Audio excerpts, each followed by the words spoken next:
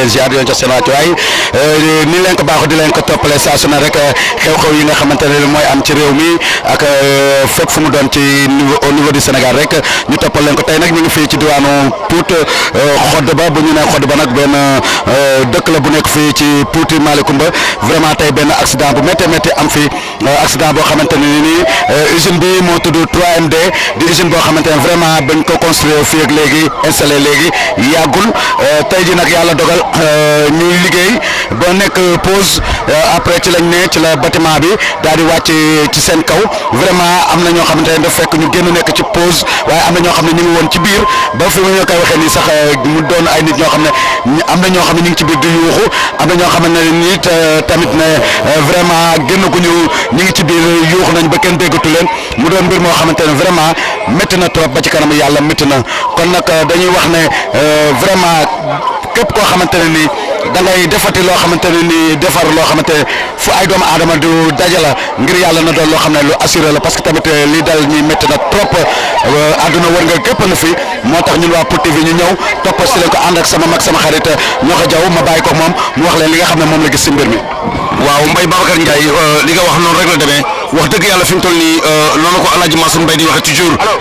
yaram daw na vraiment parce que tax mu toll nii bu reposé ci kaw ay nit daanu ci kaw ay nit wax dëgg yàlla boobu ba léegi amaguñu benn moyen amaguñu benn pexe bu nga xamante ni bii mën nañoo génne doomu aadama yi. Les autorités sont là. Les équipes de secours sont là, les sapeurs-pompiers, la gendarmerie fait son travail, mais malheureusement, on n'est pas encore arrivé à nos fins parce qu'il y a toujours des blessés ou des morts sous le décombres. Le problème de matériel d'évacuation se pose, hein? En fait, certainement, parce qu'en fait, on voit nettement que nos équipes de secours ne sont pas habilitées sur ce genre d'intervention. Ils n'ont pas les moyens qu'il faut pour intervenir à temps et en temps réel pour vraiment la rapidité d'exécution. Parce que les populations sous le décombre, les gens sous le décombre ne peuvent pas attendre. Donc il faut vraiment équiper nos services de secours pour qu'ils puissent faire leur travail dans les meilleures conditions. Certains ont aussi décelé qu'il y a des défaillances au niveau de ce bâtiment. Effectivement, à visu, on constate que le bâtiment a été très mal construit. Les normes ne sont pas respectées. Et sur ce, j'interpelle les autorités qui sont chargées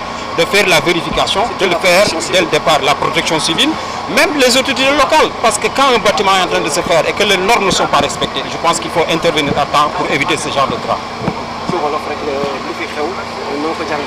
waaw li fi xew nag mooy loo xamante ni jéey ju fi am benn bâtiment boo xamante ni moo daanu fii ci Xodba nag boo ko déggee mi ngi nekk benn dëkk boo xam mi ngi nekk diggante 50 ak Pout benn usine la boo xamante ni mi ngi tudd 3DM énergie boo xam ne day defar ay poste courant pour Sénélec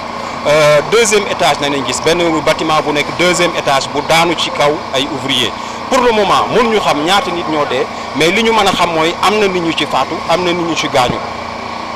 waaw tey jii est-ce que lii du càggante ginnaaw gis nañu bâtiment bi ni ñu ko tabaxee baaxul. waaw effectivement càggante la parce que tamit dafa am loo xamante ni ci réew nañ nekk dans un état de droit je pense que en termes d'organisation en termes d'administration Sénégal am nañu moyens yoo xamante ne war nañu mën a contrôler taax yu mel nii ba nga xamante ni nañu respecter normes yi ñu koy tabaxee parce que bu ñu respecter normes yi mooy indi jéey yu mel nii. jël sa ouvrier muy taf yi alors que dafa am loo xamante ni dafa war a jiitu dafa tabax boo koy dem ba surtout woon deuxième étage benn niveau bi war nga xool normes yi fer bi ngay utiliser nga xam ko calibrage bi nga xam ko et je pense que sénégalais yi njàng nañ njàng moomu je pense que l'État doit revoir les services techniques war nañu assister lu mel nii ba ëllëg jéey yu mel nii bañ fay amati ci réew gis nañ ne matériel bi nga xam ne sapeur yor nañ ko c'est pas un matériel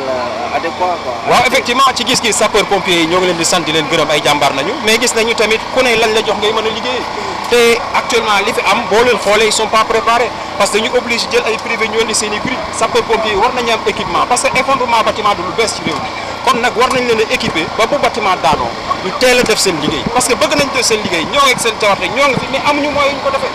loolu tax état bi war na gën a équiper les forces de sécurité war a équiper les sapeurs pompiers ba lu mel ni bu amee ñu war ko mën a teel a def parce que 1h ba 18h ay nit nekk fi ñu leen di jin génne te mënaguñ leen a génne te sapeur yaa ngi fi amuñu jumtukaay yu ñu liggéeyee je pense que loolu état bi war na ci gën a góorgóorlu. Merci. tey ñu ngi taxaw ak kenn ci ki nga xamante ne mbir mi bi muy am fi la ko fekk muy Karim Gueye dëkk fii ci diwaanu Xodba Karim ñu ngi lay nuyu ñun waa Pout TV di la laaj mbir mi nga xamante ne ni moom la am te bi muy am fi la fekk nan nga ko gisee. waaw affaire bi man mu ma fekk ma jógee 50 yor sama saret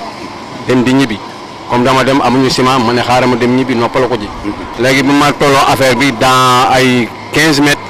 si la affaire bi daal dagg daanu mais instant boobu fekk xam naa am na ay ouvriers yu nekk si biir mais vraiment muy affaire bu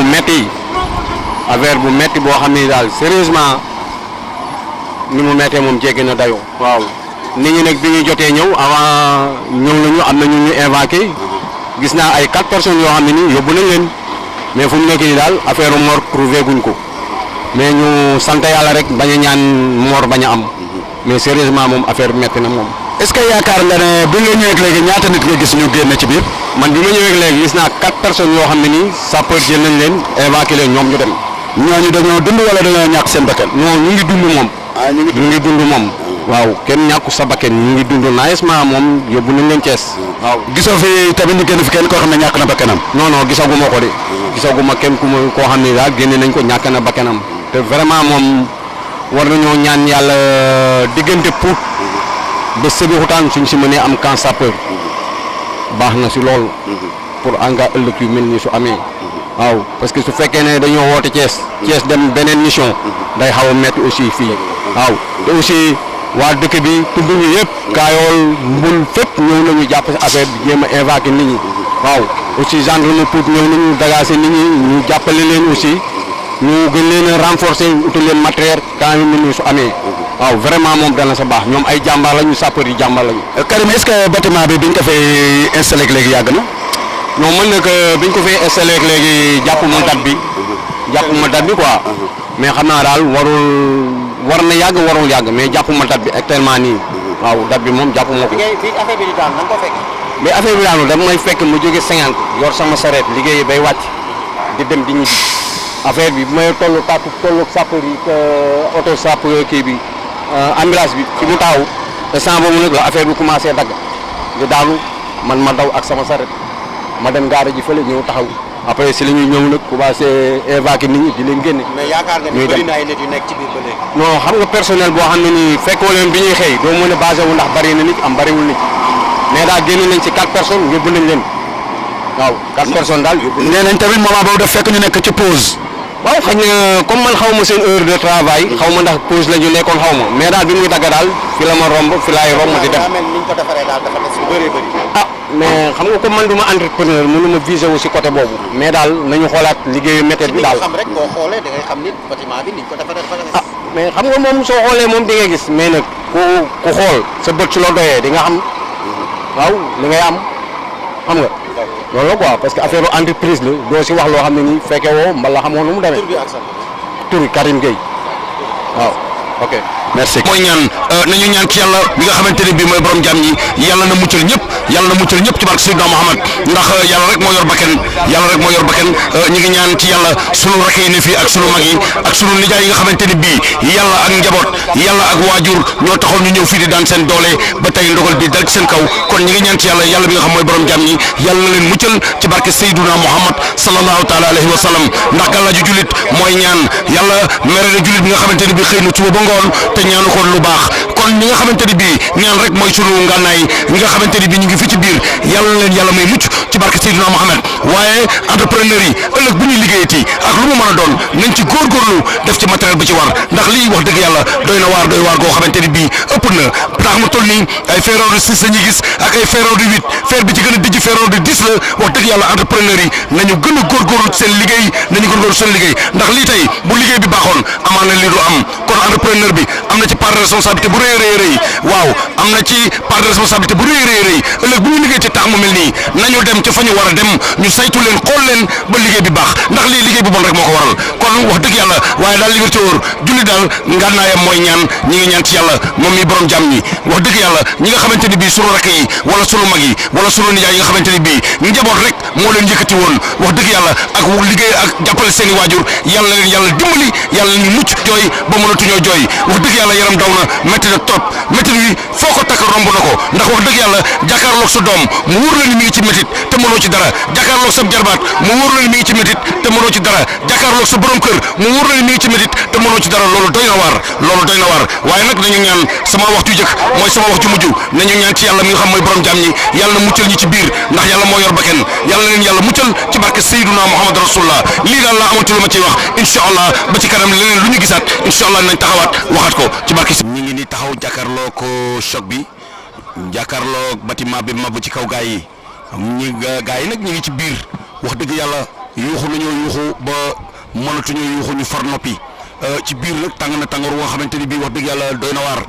kon ñi ngi ñaan ci yàlla daal mooy sama wax bu njëkk mooy sama wax mujj yàlla mi nga xam ni mooy borom jàmm ñi ñi ngi leen di ñaan yàlla nañ ci mucc ci jàmm ak salaam ndax ñii fii loru ñëpp tey ngir yàlla ak njaboot moo taxoon ñu jóg lu ñu dundalee seen njaboot wala lu ñu dundalee seen i waajur wala lu ñu terale seen bopp loolu rek moo leen yëkkati woon wax dëgg yàlla ba tax mi màbb ci seen kaw am na nag génne nañu 4 personnes yóbbu nañu leen yeneen jot nañu génn ñeenti nit yóbbu nañu leen hôpital Thiès wax dëgg yàlla ñi ci des ñi ngi ci biir ñi ngi def ay pexe pour génn leen waaye depuis 1 heure ba léegi dafa yàgg lool wax dëgg yàlla tàngoor wi ci biir métit wi ci biir dëgg-dëgg foo ko takk ci métit romb na ko waaye daal jullit nganaayam mooy ñaan yàlla nee na boo xëyee suba ba ngoon yow jullit bi ñaanoo ma wax dëgg yàlla man mere naa la kon daal yàlla nañu mucc ci jàmm ci barke Seydouna Muhammad yàlla mën na ko yàlla def maire Momar Cissé ngi nii taxaw ànd ak sous-préfet ña nga ne leen dem ànd ak sous-préfet bi ànd ak le commandant de brigade à Pout monsieur Ablaye Diop moom it wax dëgg yàlla di jàmbaar di ci liggéey bi liggéey fi liggéey bu mucc ayib bu nga xamante ni bii wax dëgg yàlla mention spéciale lañ koy wax yal na ay garatam yokku ci barke Seydouna Muhammad ndax nit ku baax la suba ba léegi 1 heure ba léegi mi ngi fii di seet ni mbir mi mën a jaare yoon ni mbir mi mën a ñëwee gradeurs yi ñëw nañu pokolon yi ñëw nañu ma ni grutier yi ñëpp ñëw nañu ñu ngi nii ku ci nekk yaa nga def sa pexe sapeur yaa ngi nii gendarme yaa ngi nii police ngi fii ñoom ñëpp ñu ngi nii taxaw wax dëgg yàlla ku ci nekk di seet pexe moo mën a def ba nit ñi mucc wax dëgg yàlla ku ci nekk daal homme de tenue yi daal gàcce ngalaama ñoom ñu ngi leen di ñaanal yàlla daal vraiment seen taxawaay rafet na lool waaye mbir mi dafa jéggi dayoo fi mu toll nii depuis 1 heure ba fi mu toll nii ñu ngi ci 16h26 wax dëgg yàlla pexe mënagul a am waaye ñu ngi ñaan ci yàlla mi borom jàmm ñi yàlla na gaaw dikkante lii ba nit ñi ñëpp feex ñëpp am jàmm parce que xale yu ci bari yoo xamante ñu ngi ci biir tëdd tax mi mabbu seen kaw seen i yaay a ngi fi seen i papa ngi fi seen i rakk a ngi fi seen i mag a ngi fi seen i xarit a ngi fi wax dëgg yàlla ñii ngi jooy ñii ngi xëm ñii ngi daanu ay yësi waaye tamit ñu jël lépp rek delloo ko ci yàlla sunu borom bi nga xamante ni bii mooy borom jàmm ñi lépp lu am moom la lépp loo xamante ni bii lu metti moom la waaye lu neexit moom la lii nag moo neex yàlla sunu borom bi yàlla na ko yàlla oyofal ci barke Seydouna Muhammad sallallahu taala alayhi wa sallam Ablaye Diop le commandant de la brigade mention spéciale waa pour daal li nga téwóor mooy kontaan nañ ci yow ñi ngi lay ñaanal yàlla yokk say garat ci barke Seydouna Muhammad loolu daal la amoon lu may wax ba ci kanam